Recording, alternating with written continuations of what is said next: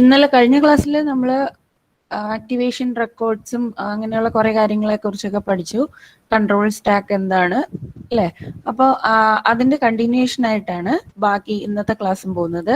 അതായത് അതിൽ ആദ്യമായിട്ട് നമ്മൾ പറയുന്നതെന്ന് പറഞ്ഞു കഴിഞ്ഞാൽ ലോക്കൽ ഡേറ്റയെ കമ്പൈൽ ടൈമിൽ അതെങ്ങനെയാണ് ഓർഗനൈസ് ചെയ്ത് അതിന്റെ ലേ ഔട്ട് എങ്ങനെയാണ് വരുന്നത് എന്നുള്ളതൊക്കെയാണ്. അപ്പൊ കമ്പൈൽ ടൈം ലേ ഔട്ട് എന്ന് പറയുമ്പോൾ തന്നെ നമുക്കറിയാം സ്റ്റാറ്റിക്കലി ഉള്ള ഒബ്ജക്ട്സിന്റെ ആ ഒരു മെയിൻ്റനൻസ് ആണ് ഇവിടെ വരുന്നത്. സോ അപ്പം എമൗണ്ട് ഓഫ് സ്റ്റോറേജ് നമുക്കിപ്പോൾ ഒരു ഒബ്ജക്റ്റ് ക്രിയേറ്റ് ചെയ്ത് അല്ലെങ്കിൽ ഒരു വേരിയബിൾ നമ്മൾ ഡിക്ലെയർ ചെയ്തിട്ടുണ്ടെങ്കിൽ അതിന് എത്ര എമൗണ്ട് ഓഫ് സ്റ്റോറേജ് ആണ് ആവശ്യം എന്നുള്ളത് അതിന്റെ ടൈപ്പ് എന്താണെന്ന് നോക്കിയിട്ട് അത് വെച്ചിട്ടാണ് ഡിറ്റർമിൻ ചെയ്യുന്നത്. നമ്മൾ നേരത്തെ പഠിച്ചിട്ടുണ്ട് C++ലൊക്കെ ഇൻറ്റിജർ ആണെങ്കിൽ 2 ബൈറ്റ് ഓഫ് സ്റ്റോറേജ് ആണ് എടുക്കുന്നത്, ഡബിൾ ആണെങ്കിൽ 4 ബൈറ്റ് ആണ് എടുക്കുന്നത്. അങ്ങനെയുള്ള കാര്യങ്ങൾ നമ്മൾ പഠിച്ചിട്ടുണ്ട്. അപ്പൊ അതിന്റെ ടൈപ്പ് എന്താണെന്ന് നോക്കിയിട്ട് അതനുസരിച്ചുള്ള എമൗണ്ട് ഓഫ് സ്റ്റോറേജ് ആയിരിക്കും അതിനു വേണ്ടി റിസർവ് ചെയ്യുന്നത്. അപ്പം എലമെന്ററി ഡേറ്റ ടൈപ്പിന്റെ കേസിൽ എലമെന്ററി ഡേറ്റ ടൈപ്പ് എന്ന് പറയുമ്പോഴത്തേക്കും നമുക്കറിയാം ക്യാരക്ടർ, ഇൻറ്റിജർ, റിയൽ ഇങ്ങനെയുള്ള എലമെന്ററി ബേസിക് ആയിട്ടുള്ള ഡേറ്റ ടൈപ്സ് ഉണ്ട്. അപ്പൊ അതിനെല്ലാം തന്നെ അതിന് കറസ്പോണ്ടിങ് ആയിട്ടുള്ള number of bytes already reserved ആണ്. അപ്പൊ അത്രയും നമ്പർ ഓഫ് ബൈറ്റ്സ് ആയിരിക്കും അതിനു വേണ്ടി അലോട്ട് ചെയ്യുന്നത്. ദെൻ നമ്മളിപ്പോൾ അങ്ങനെ ഒരു ഒബ്ജക്റ്റിന് വേണ്ടിയിട്ട് ഒരു ഡേറ്റ സ്പേസ് അലോട്ട് ചെയ്യുന്ന സമയത്ത് അതിന്റെ എല്ലാ കമ്പോണൻസും സ്റ്റോർ ചെയ്യാൻ പറ്റുന്ന രീതിയിൽ സ്റ്റോറേജ് അത്രയും തന്നെ വലിപ്പം ഉണ്ടാവണം. അതായത് ഇപ്പൊ നമ്മൾ റിയൽ ആയിട്ടുള്ള അല്ലെങ്കിൽ ഫ്ലോട്ട് ആയിട്ടുള്ള വാല്യൂസ് ഒക്കെയാണ് സ്റ്റോർ ചെയ്യുന്നതെങ്കിൽ അതിന്റെ എക്സ്പോണന്റ് സ്റ്റോർ ചെയ്യണം, മാൻഡിസ പാർട്ട് സ്റ്റോർ ചെയ്യണം. അപ്പൊ അതിന്റെ എല്ലാ കമ്പോണൻസും സ്റ്റോർ ചെയ്യാൻ എനഫ് ആയിട്ടുള്ള സ്പേസ് അവിടെ അലോട്ട് ചെയ്യണം.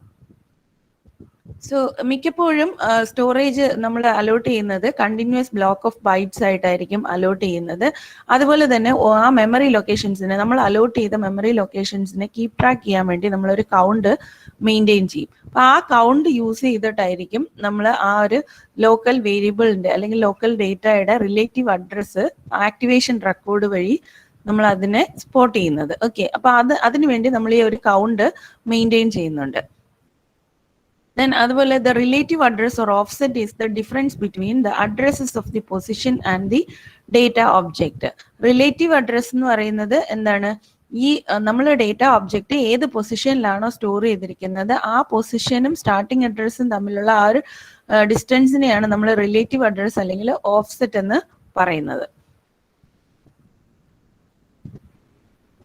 ഇനി ഡേറ്റ ഒബ്ജക്ട്സിന്റെ സ്റ്റോറേജ് ലേഔട്ട് എന്ന് പറയുന്നത് it is strongly influenced by the addressing constraints of the target machine. നമ്മൾ ഏത് ടാർഗറ്റ് മെഷീനിലാണോ നമ്മുടെ പ്രോഗ്രാം റൺ ചെയ്യുന്നത് ആ പ്രോഗ്രാം റൺ ചെയ്യുന്ന മെഷീനിന്റെ അഡ്രസ്സിംഗ് കൺസ്ട്രെയിൻസ് എന്തൊക്കെയാണോ ഉള്ളത് അതിനനുസരിച്ചുള്ള സ്റ്റോറേജ് ലേഔട്ട് ആയിരിക്കും നമ്മുടെ ഓരോ ഡേറ്റ ഒബ്ജക്ട്സിനും പ്രൊവൈഡ് ചെയ്യുന്നത്. ഇപ്പോൾ ഫോർ എക്സാമ്പിൾ ചില ഇൻസ്ട്രക്ഷൻസിൽ ഇൻറ്റിജേഴ്സിനെ ആഡ് ചെയ്യുന്ന ഇൻസ്ട്രക്ഷൻസിലാണെങ്കിൽ നമ്മൾ ഡേറ്റ സ്റ്റോർ ചെയ്യുന്നത് ഡിവിസിബിൾ ബൈ 4 ആയിട്ടുള്ള മെമ്മറി അഡ്രസ്സുകളിൽ മാത്രമായിരിക്കും ഡേറ്റ സ്റ്റോർ ചെയ്യുന്നത്. അതൊക്കെ ഓരോ ടാർഗറ്റ് മെഷീനിനെ ഡിപ്പെൻഡ് ചെയ്താണ് വരുന്നത്.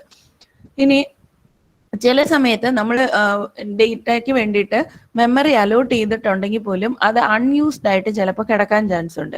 സോ അത് ചില ടൈപ്പ് ഓഫ് അലൈൻമെന്റ് കൺസിഡറേഷൻസിനെ ബേസ് ചെയ്തിട്ടാണ് അങ്ങനെ വരുന്നത്. അതിനെ ആ ഒരു സ്പേസ് അൺയൂസ്ഡ് ആയിട്ട് വരുന്ന ആ ഒരു സ്പേസിനെ നമ്മൾ പാഡിംഗ് എന്നാണ് പറയുന്നത്. So the space left unused due to alignment considerations is referred to as padding. ഇപ്പം ഇതിനൊരു എക്സാമ്പിൾ എന്ന് പറഞ്ഞു കഴിഞ്ഞാൽ നമ്മൾ സ്പേസ് കണ്ടിന്യൂസ് മെമ്മറി ലൊക്കേഷൻസ് ആണ് അലോട്ട് ചെയ്ത് പോകുന്നത്. അപ്പൊ അതിൽ ഒരു ബ്ലോക്കിനകത്ത് തന്നെ നമ്മൾ കുറെ ഡേറ്റയ്ക്ക് വേണ്ടിയിട്ട് മെമ്മറി കൊടുത്തു എന്ന് വിചാരിക്കുക. അപ്പൊ ആ ബ്ലോക്കിൽ ചെറിയൊരു സ്പേസ് ബാക്കി വന്നു, പക്ഷെ അവിടെ അടുത്തൊരു ഡേറ്റയ്ക്ക് കൊടുക്കാനുള്ള അത്രയും മെമ്മറി സ്പേസ് ഇല്ലെന്നും വിചാരിക്കാം. അങ്ങനെയാണെങ്കിൽ അവിടെ ചെറിയൊരു ഫ്രാഗ്മെന്റ് ഓഫ് മെമ്മറി അൺയൂസ്ഡ് ആയിട്ട് കിടക്കും. അതിനെയാണ് നമ്മൾ പാഡിംഗ് എന്ന് പറയുന്നത്. ഇനി അടുത്ത് പഠിക്കുന്നതെന്ന് പറഞ്ഞു കഴിഞ്ഞാൽ സ്റ്റോറേജ് അലോക്കേഷൻ സ്ട്രാറ്റജീസിനെ കുറിച്ചാണ്. പല different storage allocation methods compiler use ചെയ്യാറുണ്ട്. അത് മെയിൻ ആയിട്ട് 3 ടൈപ്പാണ് ഉള്ളത്. സ്റ്റാറ്റിക് അലോക്കേഷൻ ഉണ്ട്, സ്റ്റാക്ക് അലോക്കേഷൻ ഉണ്ട്, ദെൻ ഹീപ്പ് അലോക്കേഷൻ. ഇങ്ങനെ 3 ടൈപ്പ് സ്റ്റോറേജ് അലോക്കേഷൻ മെക്കാനിസംസ് ആണ് ഉള്ളത്. അതിൽ സ്റ്റാറ്റിക് അലോക്കേഷൻ എന്ന് പറയുമ്പോഴത്തേനും നമ്മൾ കമ്പൈൽ ചെയ്യുന്ന പ്രോഗ്രാമിനകത്ത് എന്തൊക്കെ നെയിംസ് യൂസ് ചെയ്യുന്നുണ്ടോ ആ എല്ലാ നെയിംസിനെയും അതിന് കറസ്പോണ്ടിങ് ആയിട്ട് ഒരു പെർട്ടിക്കുലർ സ്റ്റോറേജിലേക്ക് ബൗണ്ട് ചെയ്ത് യൂസ് ചെയ്യുന്നു. അതാണ് സ്റ്റാറ്റിക് അലോക്കേഷനിൽ വരുന്നത്. അപ്പൊ അവിടെ എന്ന് പറഞ്ഞു കഴിഞ്ഞാൽ റൺ ടൈം സപ്പോർട്ടിന്റെ ആവശ്യമില്ല. അതായത് കമ്പൈൽ ചെയ്യുന്ന സമയത്ത് തന്നെ, കമ്പൈൽ ചെയ്യുന്ന സമയത്ത് തന്നെ ഏതൊക്കെ നെയിംസ് ആണ് അവിടെ ഉള്ളതെന്ന് ഐഡന്റിഫൈ ചെയ്തിട്ട് അതിന് ടൈപ്പ് നോക്കിയിട്ട് അതിന് ആവശ്യമായിട്ടുള്ള മെമ്മറി സ്പേസ് അലോട്ട് ചെയ്ത് കൊടുക്കുകയാണ് ചെയ്യുന്നത്. അപ്പൊ റൺ ടൈമിലും അതിന്റെ ബൈൻഡിങ്സിലൊന്നും തന്നെ വ്യത്യാസം വരുന്നില്ല. സോ അപ്പൊ ഓരോ തവണയും പ്രൊസീജിയർ ആക്ടിവേറ്റ് ആവുന്ന സമയത്ത് നമ്മൾ ഏതൊക്കെ നെയിംസ് ആണ് യൂസ് ചെയ്തിരിക്കുന്നത് ആ നെയിംസിനെ സെയിം മെമ്മറി ലൊക്കേഷൻസിലേക്ക് തന്നെയായിരിക്കും ബൈൻഡ് ചെയ്ത് റൺ ചെയ്യിപ്പിക്കുന്നത്. അതാണ് സ്റ്റാറ്റിക് അലോക്കേഷന്റെ പ്രത്യേകത എന്ന് പറയുന്നത്. So this property allows the values of local names to be retained across activations of a procedure. ഇങ്ങനെ അതായത് റൺ ടൈമിൽ നമുക്ക് അവിടെ ചേഞ്ച് ഇല്ലാത്തത് കൊണ്ട് തന്നെ ലോക്കൽ നെയിംസിനെ നമ്മൾ എന്താണ് പല പ്രൊസീജിയറിന്റെ പല ആക്ടിവേഷൻസിലും ആ ലോക്കൽ നെയിംസിന്റെ കറസ്പോണ്ടിങ് സ്റ്റോറേജ് അലൊക്കേഷൻ നമുക്ക് റീറ്റെയിൻ ചെയ്യാൻ പറ്റും എന്നുള്ളതാണ് ഇതിന്റെ ഒരു പ്രത്യേകത എന്ന് പറയുന്നത്. ഇനി അതുപോലെ തന്നെ when control returns to a procedure, ഒരു പ്രൊസീജിയറിൽ നിന്ന് റിട്ടേൺ ചെയ്യുന്ന സമയത്ത് the values of the locals are the same as they were when control left the last time. അപ്പം അതിനകത്തുള്ള വാല്യൂസ് എന്ന് പറയുന്നത് സെയിം ആയിട്ട് തന്നെ റിട്ടേൺ ചെയ്യും ഒരു പ്രൊസീജിയറിൽ നിന്ന് നമ്മൾ റിട്ടേൺ ചെയ്യുന്ന സമയത്ത്. So from the type of A name, നമ്മൾ ഒരു വേരിയബിൾ ഡിക്ലെയർ ചെയ്യുമ്പോൾ അതിന്റെ ടൈപ്പ് അനുസരിച്ച് കമ്പൈലർ എത്ര എമൗണ്ട് ഓഫ് മെമ്മറിയാണ് അതിന് വേണ്ടത് എന്നുള്ളത് നേരത്തെ തന്നെ ഡിസൈഡ് ചെയ്തിട്ട് കമ്പൈൽ ടൈമിൽ തന്നെ ഡിസൈഡ് ചെയ്തിട്ട് അലോട്ട് ചെയ്ത് കൊടുക്കുകയാണ് സ്റ്റാറ്റിക് അലോക്കേഷനിൽ ചെയ്യുന്നത്. സോ അപ്പം ഇതിന്റെ അഡ്രസ് എന്ന് പറയുന്നത്, സ്റ്റോറേജിന് കറസ്പോണ്ടിങ് ആയിട്ടുള്ള അഡ്രസ് എന്ന് പറയുന്നത് it consist of an offset from an end of the activation record for the procedure. ആ കറസ്പോണ്ടിങ് ഏത് പ്രൊസീജിയർ ആണോ ഈ ഒരു ഡേറ്റ ക്രിയേറ്റ് ചെയ്തിരിക്കുന്നത് അതിന്റെ ആക്ടിവേഷൻ റെക്കോർഡിനകത്ത് എൻഡിലായിട്ട് ആയിരിക്കും ഇതിന്റെ ഒരു ഓഫ്സെറ്റ് സ്പെസിഫൈ ചെയ്ത് പറഞ്ഞിരിക്കുന്നത്. സോ ആ ഓഫ്സെറ്റ് യൂസ് ചെയ്തിട്ടായിരിക്കും ആ ഡേറ്റയെ നമ്മൾ ആക്സസ് ചെയ്യുന്നത്. So compiler must eventually decide where the activation record go relative to the target code and to one another. അപ്പോൾ ആക്ടിവേഷൻ റെക്കോർഡ്സ് എവിടെയാണെന്ന് നോക്കിയിട്ട് അതിനനുസരിച്ചുള്ള ടാർഗറ്റ് കോഡിനകത്തു നിന്നാണ് ഈ കമ്പൈലർ എവിടെയാണ് ഈ ഡേറ്റ പ്രസന്റ് ആയിട്ടുള്ളത് എന്നുള്ളത് ഡിസൈഡ് ചെയ്യുന്നത്. അപ്പൊ ആ ഒരു ഡിസിഷൻ കിട്ടിക്കഴിഞ്ഞാൽ ഓരോ ആക്ടിവേഷൻ റെക്കോർഡിന്റെയും പൊസിഷൻ അവിടെ നിന്ന് മനസ്സിലാക്കും. അതിൽ നിന്നാണ് ഓരോ റെക്കോർഡിന്റെയും നെയിം ഫിക്സ് ചെയ്ത് ഓരോ സ്റ്റോറേജ് ലൊക്കേഷനിൽ കൊടുക്കുന്നത്. So address is at which the target code can find the data it operates one is field at compile time. ഇപ്പം സ്റ്റാറ്റിക് അലോക്കേഷന്റെ പ്രത്യേകത തന്നെ അതാണ്. കമ്പൈൽ ടൈമിലാണ് അതിന്റെ അഡ്രസ്സും എത്ര എമൗണ്ട് ഓഫ് മെമ്മറി വേണം എന്നുള്ള കാര്യങ്ങളും എല്ലാം തന്നെ ഫിക്സ് ചെയ്യുന്നത്.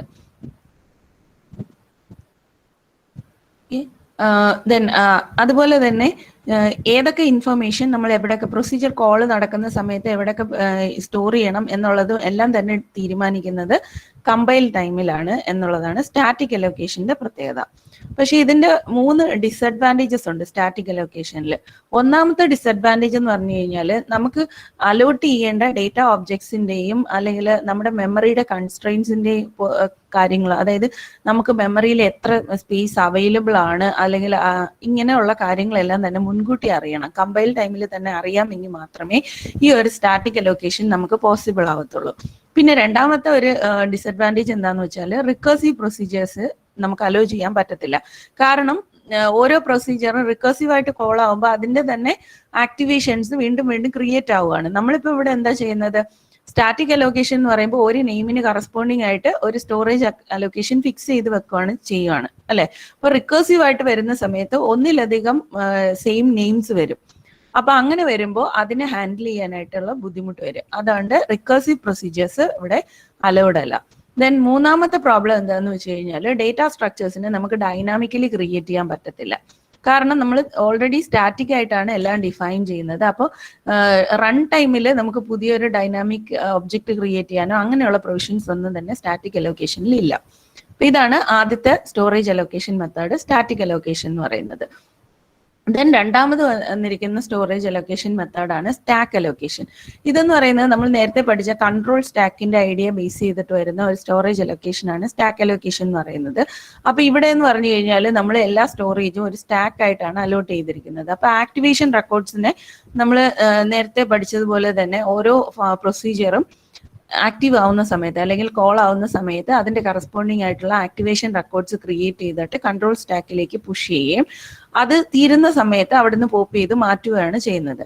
അപ്പോൾ ഓരോ തവണയും ഓരോ ആക്ടിവേഷൻ റെക്കോർഡ്സ് ക്രിയേറ്റ് ചെയ്യുന്ന സമയത്തും ആ പ്രൊസീജിയറിന് ആവശ്യമായിട്ടുള്ള ഏതൊക്കെ വേരിയബിൾസ് ആണോ ഉള്ളത് അതെല്ലാം തന്നെ അതിന് കറസ്പോണ്ടിങ് ആക്ടിവേഷൻ റെക്കോർഡിനകത്ത് നെയിം ബൗണ്ട് ചെയ്ത് അല്ലെങ്കിൽ ആ സ്റ്റോറേജ് ബൗണ്ട് ചെയ്ത് യൂസ് ചെയ്യുകയാണ് ചെയ്യുന്നത്. അപ്പോൾ ഓരോ ആക്ടിവേഷൻ റെക്കോർഡിന് കറസ്പോണ്ടിങ് ആയിട്ട് പുതിയ പുതിയ വേരിയബിൾ നെയിംസ് ആണ് ക്രിയേറ്റ് ആയി വരുന്നത്. സെയിം നെയിം നമ്മൾ കൊടുത്താലും പുതിയ പുതിയ ലൊക്കേഷൻസ് ആയിരിക്കും അവിടെ ക്രിയേറ്റ് ആവുന്നത്. അതാണ് ഈ ഒരു സ്റ്റാക്ക് അലോക്കേഷന്റെ പ്രത്യേകത എന്ന് പറയുന്നത്.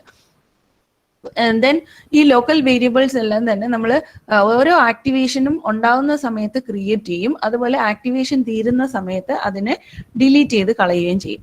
ദെൻ ഈ സ്റ്റാക്കിനെ പോയിന്റ് ചെയ്യാൻ വേണ്ടിയിട്ട് നമ്മളൊരു രജിസ്റ്റർ യൂസ് ചെയ്യുന്നുണ്ട്, ടോപ്പ് ഓഫ് ദ സ്റ്റാക്കിനെ പോയിന്റ് ചെയ്യാൻ വേണ്ടിയിട്ട്. അപ്പൊ റൺ ടൈമിൽ ആക്ടിവേഷൻ റെക്കോർഡ്സിനെ നമ്മൾ അലോക്കേറ്റ് ചെയ്യുകയും ഡീഅലോക്കേറ്റ് ചെയ്യുകയും ഒക്കെ ചെയ്യുന്നത് അതിന്റെ ആക്ടിവേഷൻ റെക്കോർഡിന്റെ സൈസ് എത്രയാണോ അതിനനുസരിച്ചാണ് ഈ ഒരു സ്റ്റാക്ക് പോയിന്ററിനെ നമ്മൾ മെയിൻറ്റെയിൻ ചെയ്യുന്നത്. ഇപ്പോൾ ഫോർ എക്സാമ്പിൾ നമ്മളൊരു പ്രൊസീജിയർ ക്യൂ എന്ന് പറയുന്ന ഒരു പ്രൊസീജിയർ ഉണ്ടെന്ന് വിചാരിക്കുക. ആ ക്യൂ എന്ന് പറയുന്ന പ്രൊസീജിയറിന്റെ ആക്ടിവേഷൻ റെക്കോർഡിന്റെ സൈസ് എ ആണെന്ന് വിചാരിക്കുക. അങ്ങനെയാണ് എങ്കിൽ നമ്മൾ ഈ പ്രൊസീജിയറിനെ കോൾ ചെയ്ത് കഴിയുമ്പോഴത്തേനും അടുത്തൊരു പ്രൊസീജിയർ വരുന്ന സമയത്ത് നമ്മൾ ഇതിന്റെ ടോപ്പ് ഇൻക്രിമെന്റ് ചെയ്ത് കൊടുക്കണമല്ലോ. അപ്പൊ ഈ ടോപ്പ് ഇൻക്രിമെന്റ് ചെയ്യുന്നത് ഇതിന്റെ സൈസ് എ ആണെന്ന് പറഞ്ഞു. സോ എ കൊണ്ട് ഇൻക്രിമെന്റ് ചെയ്യും. ഓക്കെ, ദെൻ അതുപോലെ തന്നെ അതിൽ നിന്ന് റിട്ടേൺ ചെയ്യുന്ന സമയത്ത് സ്റ്റാക്ക് ടോപ്പിനെ എ കൊണ്ട് ഡിക്രിമെന്റ് ചെയ്ത് കൊടുക്കും. അങ്ങനെയാണ് നമ്മൾ ഇതിന്റെ സ്റ്റാക്ക് ടോപ്പിനെ മെയിൻറ്റെയിൻ ചെയ്യുന്നത്. ഓക്കെ, അപ്പൊ ഇതാണ് നമുക്ക് സ്റ്റാക്ക് അലോക്കേഷനിൽ വരുന്നത്. ഇനി ഇത് പ്രൊസീജിയേഴ്സ് കോൾ ചെയ്യുന്നതിന് കോളിംഗ് സീക്വൻസസ് ഉണ്ട്. ഇപ്പൊ പ്രൊസീജിയർ കോൾസിന് നമ്മൾ കോളിംഗ് സീക്വൻസസ് യൂസ് ചെയ്തിട്ടാണ് ഇംപ്ലിമെന്റ് ചെയ്യുന്നത്. അപ്പോൾ ഒരു കോൾ സീക്വൻസ് എന്ന് പറഞ്ഞു കഴിഞ്ഞാൽ ആക്ടിവേഷൻ റെക്കോർഡ് അലോക്കേറ്റ് ചെയ്യുന്നതിനെയാണ് ആ ഒരു കോളിംഗ് സീക്വൻസ് എന്ന് പറയുന്നത്. ദെൻ അതിനകത്ത് അതിനാവശ്യമായിട്ടുള്ള ഇൻഫോർമേഷൻസ് എല്ലാം തന്നെ സ്റ്റോർ ചെയ്യുകയും ചെയ്യുന്ന ആ ഒരു പ്രൊസീജിയറിനെയാണ് നമ്മളൊരു കോൾ സീക്വൻസ് എന്ന് പറയുന്നത്. അതുപോലെ റിട്ടേൺ സീക്വൻസും ഉണ്ട്. ഒരു പ്രൊസീജിയർ നമ്മൾ ആക്ടിവേറ്റ് ചെയ്യുന്ന സമയത്ത് കോളിംഗ് സീക്വൻസ് വർക്ക് ചെയ്യും, അതുപോലെ പ്രൊസീജിയർ എൻഡ് ചെയ്യുന്ന സമയത്ത് റിട്ടേൺ സീക്വൻസ് വർക്ക് ചെയ്യും. റിട്ടേൺ സീക്വൻസിൽ നടക്കുന്നത് എന്തായിരിക്കും? ഇപ്പോഴത്തെ നേരത്തെ സ്റ്റേറ്റ് മെഷീന്റെ സ്റ്റേറ്റ് റീസ്റ്റോർ ചെയ്തിട്ട് കോളിംഗ് പ്രൊസീജിയറിലേക്ക് തിരിച്ച് എക്സിക്യൂഷൻ കൊണ്ടുപോകുന്നതിനെയാണ് നമ്മൾ റിട്ടേൺ സീക്വൻസ് എന്ന് പറയുന്നത്. Then calling sequences and activation records differ even for same languages. ഇത് രണ്ടും തന്നെ പല ലാംഗ്വേജസിലും ഡിഫറെന്റ് ആയിട്ടാണ് നമ്മൾ യൂസ് ചെയ്യുന്നത്. അപ്പൊ ഇതാണ് അതിനൊരു എക്സാമ്പിൾ ആയിട്ട് കാണിക്കുന്നത്. അതായത് നമ്മൾ ആക്ടിവേഷൻ റെക്കോർഡ്സ് ക്രിയേറ്റ് ചെയ്യുന്നത് എങ്ങനെയാണ്? നമ്മൾ കോളർ ഫംഗ്ഷനും ഉണ്ട്, കോളി ഫംഗ്ഷനും ഉണ്ട്. ഇങ്ങനെ രണ്ട് ഫംഗ്ഷൻസ് ഉണ്ട്. ഓക്കെ, അപ്പൊ കോളർ ഫംഗ്ഷന്റെ ആക്ടിവേഷൻ റെക്കോർഡ് ആയിരിക്കും നമുക്ക് ആദ്യം ഇവിടെ നമ്മുടെ കൺട്രോൾ സ്റ്റാക്കിൽ വരുന്നത്. ദെൻ അതിനുശേഷം ഈ കോളർ ആക്ടിവേഷൻ റെക്കോർഡ് എത്രയാണോ സൈസ് അതിനനുസരിച്ച് top of the stack increment ചെയ്യും. ഇൻക്രിമെന്റ് ചെയ്തതിന് ശേഷമായിരിക്കും ഈ ഫംഗ്ഷൻ വേറെ ഏതെങ്കിലും പ്രൊസീജിയറിനെ കോൾ ചെയ്യുന്നുണ്ടെങ്കിൽ ആ കോളിയുടെ ആക്ടിവേഷൻ റെക്കോർഡിനെ ഇവിടെ നമ്മൾ അതിന്റെ ടോപ്പിലേക്ക് പ്ലേസ് ചെയ്യും. അത് കഴിഞ്ഞ് വീണ്ടും ടോപ്പിനെ ഇൻക്രിമെന്റ് ചെയ്ത് ആണ് നമ്മൾ മെയിൻറ്റെയിൻ ചെയ്ത് കൊണ്ടുപോകുന്നത്. ഓക്കെ, സോ അപ്പം ഓരോ ആക്ടിവേഷൻ റെക്കോർഡിലും നമ്മൾ നേരത്തെ പഠിച്ചതാണ് അതിന്റെ പാരാമീറ്റേഴ്സ് ഉണ്ടായിരിക്കും, റിട്ടേൺ വാല്യൂ ഉണ്ടായിരിക്കും, കൺട്രോൾ ലിങ്ക്സ് ഉണ്ടായിരിക്കും, ടെമ്പററി വാല്യൂസ് ഡേറ്റ സ്റ്റോർ ചെയ്യാനുള്ള പ്രൊവിഷനും ഉണ്ടായിരിക്കും. അപ്പൊ ഇതെല്ലാം തന്നെ ഓരോ ആക്ടിവേഷൻ റെക്കോർഡിലും അതിന് കറസ്പോണ്ടിങ് ആയിട്ട് ഉണ്ടാവും.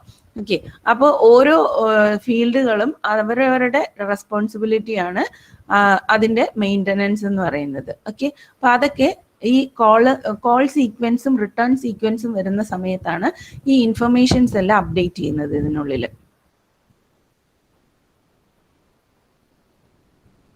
സോ ഒരു കോൾ സീക്വൻസിൽ എന്തൊക്കെ ഓപ്പറേഷൻസ് ആണ് വരുന്നത് എന്നുള്ളതാണ്. ആദ്യം കോളർ അതിന്റെ ആക്ച്വൽ വേരിയബിൾസിനെയും ഫോർമൽ വേരിയബിൾസിനെയൊക്കെ ഇവാലുവേറ്റ് ചെയ്യുന്നു. ദെൻ അതിനുശേഷം അതിന്റെ കോളർ അതിന്റെ റിട്ടേൺ അഡ്രസ്സ് സ്റ്റോർ ചെയ്യുന്നു and the old value of top SP. നേരത്തെ ടോപ്പ് വാല്യൂ, അതായത് നമ്മുടെ കൺട്രോൾ സ്റ്റാക്കിന്റെ ടോപ്പ് വാല്യൂവും കൂടി സ്റ്റോർ ചെയ്യുന്നു. അത് എവിടെയാണ്? കോളിയുടെ ആക്ടിവേഷൻ റെക്കോർഡിൽ സ്റ്റോർ ചെയ്യുന്നു. അതിനുശേഷം കോളർ ടോപ്പ് SP ഇൻക്രിമെന്റ് ചെയ്ത് അടുത്ത കോളേഴ്സിന്റെ ലോക്കൽ ഡേറ്റ ആൻഡ് ടെമ്പററി ഒബ്ജക്റ്റിന്റെ ആ ഒരു പോർഷനിലേക്ക് അപ്ഡേറ്റ് ചെയ്ത് നിർത്തുന്നു.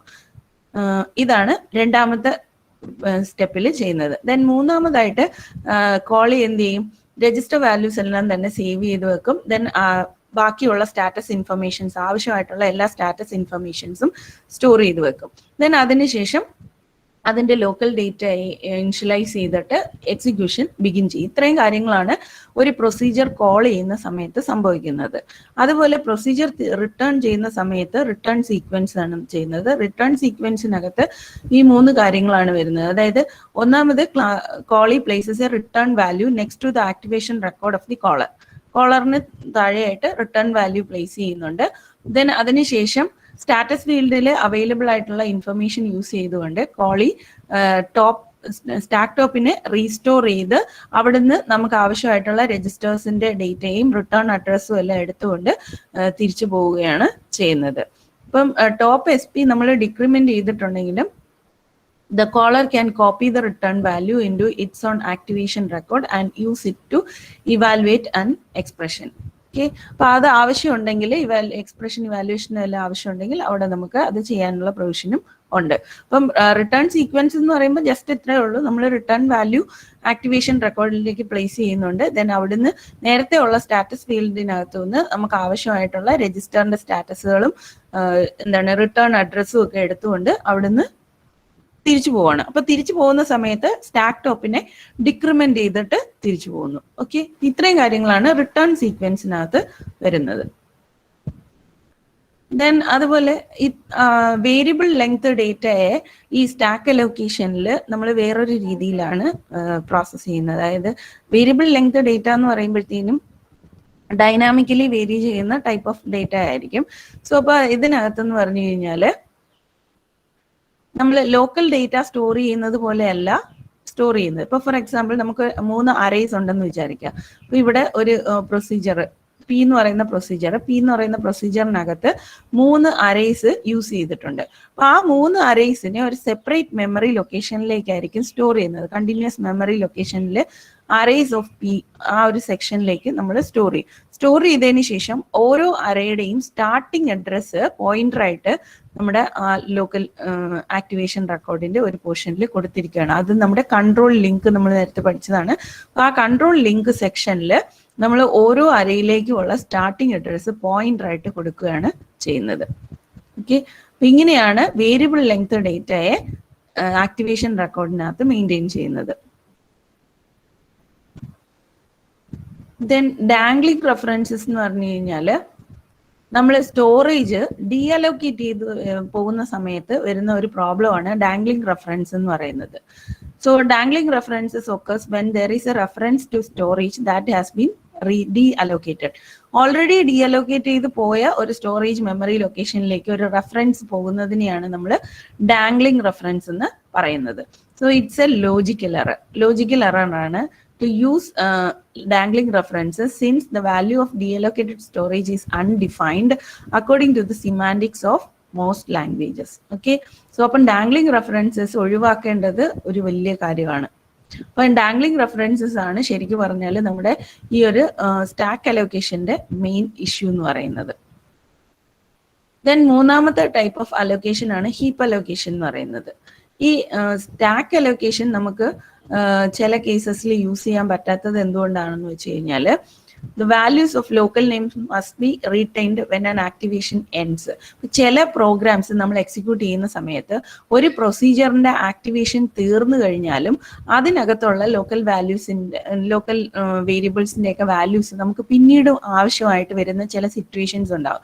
അങ്ങനത്തെ കേസിൽ നമ്മൾ സ്റ്റാക്ക് അലോക്കേഷൻ ആണ് യൂസ് ചെയ്യുന്നതെങ്കിൽ ആ പ്രൊസീജിയറിന്റെ ആക്ടിവേഷൻ തീരുന്ന സമയത്ത് അതിന്റെ അകത്തുള്ള ലോക്കൽ നെയിംസ് ആൻഡ് വാല്യൂസ് എല്ലാം തന്നെ ഡീഅലോക്കേറ്റ് ചെയ്ത് പോവുകയാണ് ചെയ്യുന്നത്, അല്ലെ? അപ്പൊ അങ്ങനത്തെ സിറ്റുവേഷനിൽ നമുക്ക് സ്റ്റാക്ക് അലോക്കേഷൻ യൂസ് ചെയ്യാൻ പറ്റാണ്ട് വരും. പിന്നെ രണ്ടാമത്തെ ഒരു സിറ്റുവേഷൻ എന്ന് പറഞ്ഞു കഴിഞ്ഞാല് ചില സമയത്ത് കോളറിന്റെ ആക്ടിവേഷൻ തീർന്നാലും കോൾഡ് പ്രൊസീജിയറിന്റെ ആക്ടിവേഷൻ അവിടെ തന്നെ നിലനിൽക്കേണ്ട ചില സാഹചര്യങ്ങളുണ്ടാകും. അപ്പൊ ഇങ്ങനത്തെ ഈ രണ്ട് സിറ്റുവേഷനിൽ നമുക്ക് സ്റ്റാക്ക് അലോക്കേഷൻ യൂസ് ചെയ്യാൻ പറ്റില്ല. ആ സിറ്റുവേഷനിലാണ് നമ്മൾ ഹീപ്പ് അലോക്കേഷൻ സ്ട്രാറ്റജി യൂസ് ചെയ്യുന്നത്. സോ ഹീപ്പ് അലോക്കേഷനിലാണെങ്കിൽ നമ്മൾ continuous memory storage, pieces of continuous memory storage എടുത്തിട്ട് അതിനെ നമ്മൾ ആക്ടിവേഷൻ റെക്കോർഡ്സ് ആക്കി മാറ്റുകയാണ് ചെയ്യുന്നത്. സോ അവിടെ എന്ന് പറഞ്ഞു നമ്മൾ സ്റ്റാക്കിനകത്താണെങ്കിൽ ഓരോന്നും അലോക്കേറ്റ് ചെയ്യാൻ ഡീഅലോക്കേറ്റ് ചെയ്യുന്നതിന് സ്പെസിഫിക് ഓർഡർ ഉണ്ട്. ആ കോളിംഗ് സീക്വൻസ് അനുസരിച്ചാണ് പോകുന്നത്. പക്ഷേ നമ്മുടെ ഹീപ്പ് അലോക്കേഷനകത്താണെങ്കിൽ ഡീഅലോക്കേഷൻ ഏത് ഓർഡറിൽ വേണമെങ്കിലും സംഭവിക്കാം. So over time the heap will consist of alternate areas that are free and in use. നമുക്ക് പല സമയത്തും ഏതൊക്കെയാണ് ഫ്രീ ആയിട്ടുള്ളതെന്നും ഏതൊക്കെയാണ് ഇൻ യൂസ് ഉള്ളതെന്നും അങ്ങനെയുള്ള കാര്യങ്ങളെല്ലാം തന്നെ നമുക്ക് അതിൽ നിന്ന് അറിയാൻ പറ്റും. സോ അപ്പോൾ എഫിഷ്യൻസിക്ക് വേണ്ടിയിട്ട് നമ്മൾ എന്ത് ചെയ്യുമെന്ന് വെച്ച് കഴിഞ്ഞാൽ ചെറിയ ആക്ടിവേഷൻ റെക്കോർഡ്സിനെ നമ്മൾ പ്രഡിക്ഷൻ അതിൻ്റെ റെക്കോർഡ്സിന്റെ സൈസ് പ്രിഡിക്റ്റ് ചെയ്തിട്ട് ഒരു സ്പെഷ്യൽ കേസ് ആയിട്ടാണ് യൂസ് ചെയ്യുന്നത്. അതായത് for each size of interest keep A linked list of free blocks of that size. Okay, അപ്പം എഫിഷ്യൻസിക്ക് വേണ്ടിയിട്ട് എഫിഷ്യൻസി എപ്പോഴാണ് നമുക്ക് കിട്ടുന്നത്? നമ്മൾ കറക്റ്റ് ആയിട്ടുള്ള പീസസ് ഓഫ് മെമ്മറിയിലേക്ക് കറക്റ്റ് ആയിട്ട് ആക്ടിവേഷൻ റെക്കോർഡിനെ നമുക്ക് മാപ്പ് ചെയ്യാൻ പറ്റുമ്പോഴാണ് അവിടെ എഫിഷ്യൻസി കിട്ടുന്നത്. അപ്പോൾ എഫിഷ്യൻസി കിട്ടാൻ വേണ്ടിയിട്ട് ഫസ്റ്റ് ചെയ്യുന്നത് എന്താണെന്ന് വെച്ച് കഴിഞ്ഞാൽ ഫ്രീ ബ്ലോക്സ് എവിടെയൊക്കെ അവൈലബിൾ ആയിട്ടുണ്ടോ അതിന്റെ എല്ലാം തന്നെ അതിന്റെ എല്ലാം സ്റ്റാർട്ടിങ് അഡ്രസ് അല്ലെങ്കിൽ അതിന്റെ കുറിച്ചുള്ള ഇൻഫർമേഷൻസ് കീപ് ട്രാക്ക് ചെയ്യാൻ വേണ്ടി ഒരു ലിങ്ക്ഡ് ലിസ്റ്റ് നമ്മൾ യൂസ് ചെയ്യും. സോ അതുമല്ല എങ്കിൽ fill a request for size S with a block of size S dash where S dash is the smallest size greater than or equal to S. When the block is eventually deallocated, it is returned to the linked list it came from. അതായത് നമുക്ക് size S ഉള്ള ഒരു block request വന്നു എന്ന് വിചാരിക്കാം. അങ്ങനെയാണ് എങ്കിൽ അതിനകത്ത് ജസ്റ്റ് അതിൽ ഫിറ്റ് ചെയ്യാൻ പറ്റുന്ന രീതിയിലുള്ള ബ്ലോക്സ് ഏതൊക്കെയാണ് എന്നുള്ളത് കണ്ടുപിടിക്കാനുള്ള ഒരു മെക്കാനിസം അവിടെ നമ്മൾ പ്രൊവൈഡ് ചെയ്യണം. എങ്കിൽ മാത്രമേ അത് കറക്റ്റ് ആയിട്ട് നമ്മൾ മെമ്മറി വേസ്റ്റേജ് അവിടെ വരാനും പാടില്ല, എന്നാൽ കറക്റ്റ് ആയിട്ട് അവിടെ ഫിറ്റ് ആവുന്ന മെമ്മറി അതിന് അലോക്കേറ്റ് ആയി കിട്ടുകയും വേണം. ഓക്കെ, അപ്പൊ അങ്ങനെയുള്ള ഒരു മെക്കാനിസം അവിടെ നമുക്ക് ആവശ്യമായിട്ടുണ്ട്. സോ ലാർജ് ബ്ലോക്സ് ഓഫ് സ്റ്റോറേജിന് വേണ്ടിയിട്ട് നമ്മൾ ഹീപ്പ് മാനേജേഴ്സിനെ യൂസ് ചെയ്യും. സോ ഈ ഒരു അപ്രോച്ച് എന്ന് പറയുന്നത്, ഈ ഹീപ്പ് അലോക്കേഷൻ അപ്രോച്ച് എന്ന് പറയുന്നത് ഫാസ്റ്റ് അലോക്കേഷൻ ആൻഡ് ഡീഅലോക്കേഷൻ വേണ്ടിയിട്ടാണ് നമ്മൾ യൂസ് ചെയ്യുന്നത്. അതും സ്മോൾ എമൗണ്ട് ഓഫ് സ്റ്റോറേജിന് വേണ്ടിയിട്ടാണെങ്കിലാണ് നമുക്ക് ഹീപ്പ് വളരെ എഫിഷ്യൻ്റ് ആയിട്ട് യൂസ് ചെയ്യാൻ പറ്റുന്നത്. അതല്ല ലാർജ് ബ്ലോക്സ് ഓഫ് സ്റ്റോറേജ് ഒക്കെയാണ് നമുക്ക് ആവശ്യമായിട്ട് വരുന്നതെങ്കിൽ അതിന് സെപ്പറേറ്റ് ആയിട്ടുള്ള ഹീപ്പ് മാനേജേഴ്സിനെ യൂസ് ചെയ്യേണ്ടി വരും.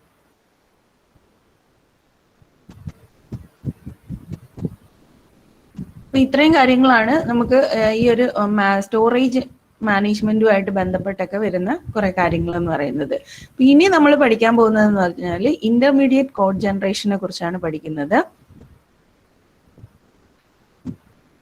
ഇന്റർമീഡിയറ്റ് കോഡ് എന്ന് പറയുമ്പോഴത്തേനും നമ്മൾ അറിയാം എന്താണ് കമ്പൈലർ. നമ്മൾ നേരത്തെ പഠിച്ചതാണ് സോഴ്സ് ലാംഗ്വേജിനെ ഒബ്ജക്റ്റ് കോഡിലേക്ക് കൺവേർട്ട് ചെയ്യുന്നതിന് മുമ്പായിട്ട് ഇടയ്ക്കൊരു റെപ്രസെന്റേഷൻ, ഒരു ഇന്റർമീഡിയറ്റ് റെപ്രസെന്റേഷൻ ക്രിയേറ്റ് ചെയ്യുന്നുണ്ട് ടാർഗറ്റ് കോഡിന്റെ ഇടയിലായിട്ട്.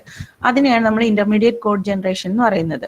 ഇങ്ങനെ ഒരു മെഷീൻ ഇൻഡിപെൻഡന്റ് ആയിട്ട്, ഇത് എപ്പോഴും ഇന്റർമീഡിയറ്റ് കോഡ് എന്ന് പറയുന്നത് എപ്പോഴും മെഷീൻ ഇൻഡിപെൻഡന്റ് ആയിട്ടാണ് നിൽക്കുന്നത്. ഇങ്ങനെ ഉണ്ടാക്കുന്നത് കൊണ്ടുള്ള ബെനിഫിറ്റ്സ് എന്തൊക്കെയാന്ന് വെച്ച് കഴിഞ്ഞാൽ 2 ബെനിഫിറ്റ്സ് ആണുള്ളത്. ഒന്ന്, റീടാർഗറ്റിംഗ് ഈസ് ഫെസിലിറ്റേറ്റഡ്. അതായത് a compiler for a different machine can be created by attaching a back end for the new machine to an existing front end. നമുക്ക് ഈ ഇന്റർമീഡിയറ്റ് ഫോം യൂസ് ചെയ്തുകൊണ്ട് തന്നെ പല ടാർഗറ്റ് മെഷീൻസിന് വേണ്ടിയിട്ടുള്ള code create ചെയ്യാനുള്ള provision നമുക്ക് കിട്ടുന്നു. അതാണ് റീടാർഗറ്റിംഗ് എന്ന് പറയുന്നത്. ദെൻ രണ്ടാമത്തെ അഡ്വാൻറ്റേജ് എന്ന് പറയുന്നത് machine independent code optimiser can be applied. ഈ ഇന്റർമീഡിയറ്റ് റെപ്രസെന്റേഷനിൽ നമുക്ക് മെഷീൻ ഇൻഡിപെൻഡന്റ് ആയിട്ടുള്ള കോഡ് ഒപ്റ്റിമൈസേഴ്സ് അപ്ലൈ ചെയ്യാൻ പറ്റും. കോഡ് ഒപ്റ്റിമൈസർ എന്ന് പറഞ്ഞു കഴിഞ്ഞാൽ നമ്മളിപ്പം ടാർഗറ്റ് കോഡ് ക്രിയേറ്റ് ചെയ്യുന്ന സമയത്ത് ഏറ്റവും എഫിഷ്യന്റ് ആയിട്ടുള്ള ഒപ്റ്റിമൈസ്ഡ് ആയിട്ടുള്ള കോഡാണ് നമുക്ക് ആവശ്യമായിട്ട് വരുന്നത്. അപ്പൊ അങ്ങനെയുള്ള കോഡ് ജനറേറ്റ് ചെയ്യാൻ വേണ്ടി നമ്മൾ കോഡ് ഒപ്റ്റിമൈസേഴ്സ് യൂസ് ചെയ്യാറുണ്ട്. അതെല്ലാം നമ്മൾ ഇനിയിപ്പോൾ പഠിക്കും, അടുത്ത മൊഡ്യൂളിൽ പഠിക്കും നിങ്ങൾ കോഡ് ഒപ്റ്റിമൈസേഷനും കാര്യങ്ങളും ഒക്കെ. അപ്പൊ കുറച്ചുകൂടി ക്ലിയർ ആവും. ഓക്കെ, അപ്പോൾ ഈ 2 ബെനിഫിറ്റ്സ് ആണ് നമ്മൾ ഈ ഒരു ഇന്റർമീഡിയറ്റ് കോഡ് ജനറേറ്റ് ചെയ്യുന്നത് കൊണ്ടുള്ള അഡ്വാൻറ്റേജസ് എന്ന് പറയുന്നത്. അപ്പൊ നമ്മൾ പാഴ്സർ ഉണ്ട്, പാഴ്സർ എന്ത് ചെയ്യും, സ്റ്റാറ്റിക് ചെക്കിംഗ് ഒക്കെ ചെയ്തതിന് ശേഷമാണ് ഇന്റർമീഡിയറ്റ് കോഡ് ജനറേറ്റർ വഴി ഇന്റർമീഡിയറ്റ് കോഡിനെ ജനറേറ്റ് ചെയ്യുന്നത്. ദെൻ അതിന് ശേഷം ഈ ഇന്റർമീഡിയറ്റ് കോഡാണ് നമ്മൾ കോഡ് ജനറേറ്ററിന് കൊടുത്തിട്ട് ഓരോ മെഷീനിന് ആവശ്യമായിട്ടുള്ള ടാർഗറ്റ് കോഡ് ജനറേറ്റ് ചെയ്യുന്നത്. സോ ഇന്റർമീഡിയറ്റ് ലാംഗ്വേജസ് എന്ന് പറയുമ്പോഴത്തേനും syntax trace, postfix notation, 3 address code, ഇങ്ങനെ പല type of intermediate representations available ആണ്. അതിൽ ഒരു ഗ്രാഫിക്കൽ റെപ്രസെന്റേഷനെ കുറിച്ച് പറയുന്നത് ഇതാണ്. അതായത് നമുക്കൊരു സിൻടാക്സ് ട്രീ ഉണ്ടെന്ന് വിചാരിക്കാം. ഈ ഒരു ഗ്രാഫിക് റെപ്രസെന്റേഷനെ നമ്മൾ DAG എന്നാണ് പറയുന്നത്. അതായത് ഡയറക്റ്റ് അസൈക്ലിക് ഗ്രാഫ്, DAG.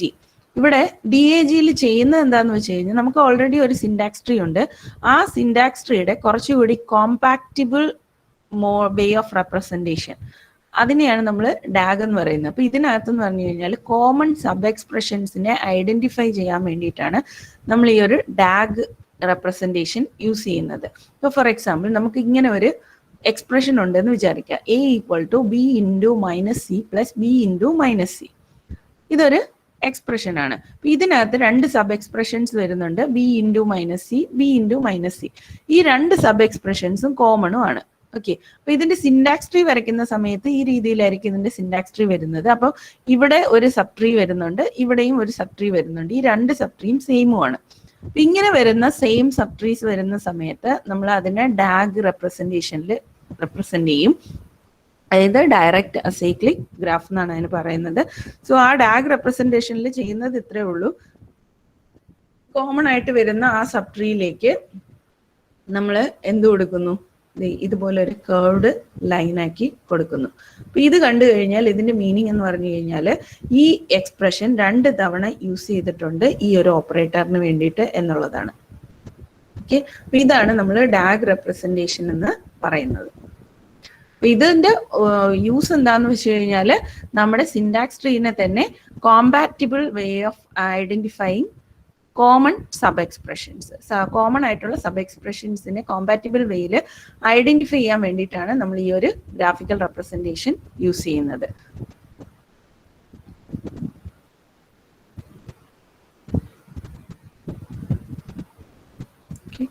ഇനി ഇതിന് കറസ്പോണ്ടിങ് ആയിട്ട്, അതായത് നമ്മളിപ്പോൾ കണ്ടത് അസൈൻമെന്റ് സ്റ്റേറ്റ്മെന്റ് ആണ്. ഈ അസൈൻമെന്റ് സ്റ്റേറ്റ്മെന്റിന് കറസ്പോണ്ടിങ് ആയിട്ടുള്ള സിമാൻറ്റിക് റൂളും കാര്യങ്ങളും ഒക്കെയാണ് ഇനി അടുത്ത് പഠിക്കാനുള്ളത്. അത് നമുക്ക് അടുത്ത ക്ലാസ്സിൽ പഠിക്കാം. പിന്നെ 3 അഡ്രസ് കോഡ്, ഇങ്ങനെ കുറെ ഇന്റർമീഡിയറ്റ് കോഡ് റെപ്രസെന്റേഷൻസ് വരുന്നുണ്ട്. അതെല്ലാം തന്നെ നമുക്ക് അടുത്ത ക്ലാസ്സിൽ കാണാം. ഓക്കെ.